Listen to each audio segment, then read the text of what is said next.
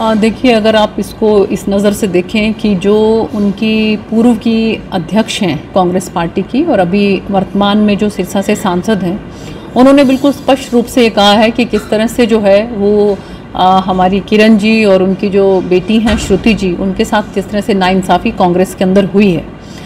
तो इसलिए मुझे लगता है कि भारतीय जनता पार्टी जो है एक बहुत बड़ा परिवार है और उसमें जो है हमारी ऐसी महिला नेत्रियों का खासकर बहुत बहुत स्वागत है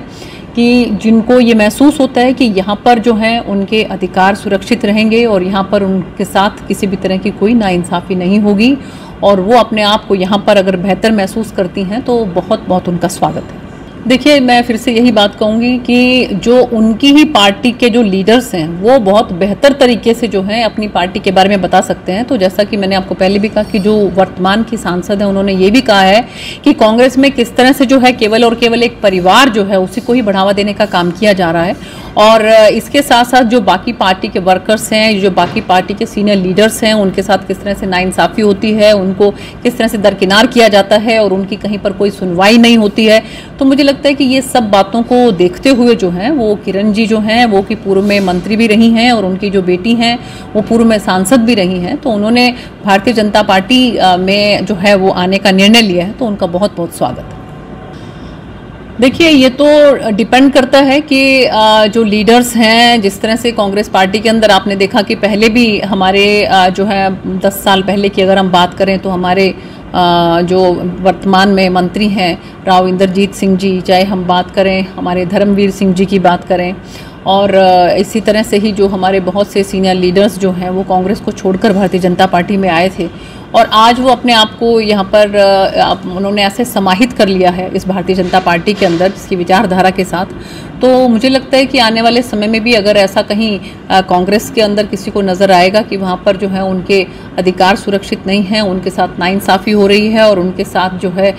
वो ठीक से जो है व्यवहार नहीं किया जा रहा है, तो मुझे लगता है कि हो सकता है कि भारतीय जनता पार्टी के अंदर और इस तरह से कद्दावर नेता जो हैं वो आएँ और उनका हमारा भारतीय जनता पार्टी जो है वो पूरी दुनिया का सबसे बड़ा संगठन है और जिस तरह से माननीय प्रधानमंत्री नरेंद्र मोदी जी के नेतृत्व में लगातार तीसरी बार हमारी सरकार बनी है, तो इससे ये भी पता लगता है कि आम जनमानस जो है वो किस तरह से जो है वो हमारे संगठन को, हमारी पार्टी को, एनडीए को जो है वो आगे बढ़ाकर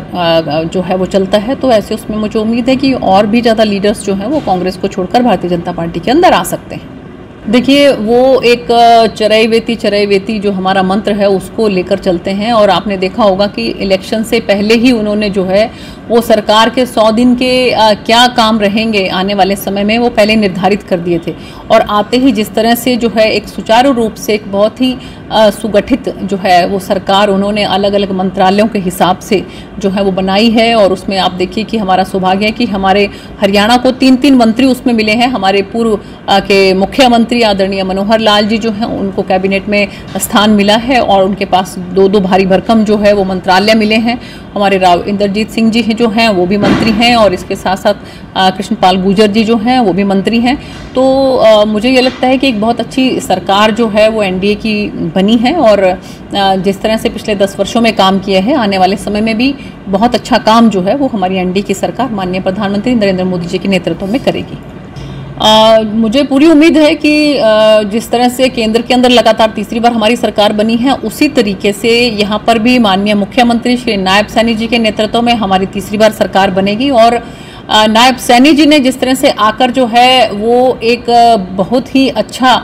सभी कार्यकर्ताओं के अंदर जोश भरा है और पूरे उन्होंने अपने घर के द्वार जो हैं वो 24/7 कार्यकर्ताओं के लिए खोल दिए हैं और एक के बाद आप देख रहे हैं किस तरह से जो घोषणाएं हो रही हैं, चाहे उसमें हम जो हमारे गरीब परिवार हैं उनको 100-100 गज के प्लॉट की बात करें और इसी तरह की चाहे हम बिजली के जो बिल हैं उनके अंदर कुछ जो उन्होंने रियायतें करी हैं उसकी बात करें और आने वाले समय में भी इस तरह से बहुत सी ऐसी योजनाएं हैं जो हमारी आम जनमानस को जो है वो एक राहत की सांस देंगी और मुझे लगता है कि इन सब बातों को देखते हुए माननीय मुख्यमंत्री श्री नायब सैनी जी के नेतृत्व में हम लोग तीसरी बार फिर से भारतीय जनता पार्टी की सरकार हरियाणा में बनाने में कामयाब होंगे।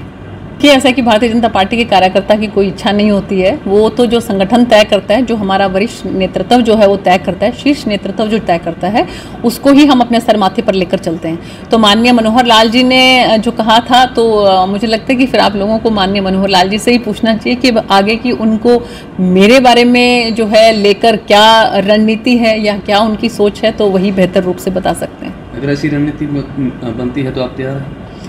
देखिए, मैंने आपको कहा कि जो वरिष्ठ नेतृत्व, हमारा शीर्ष नेतृत्व जो भी निर्णय लेगा वो सर माथे पे।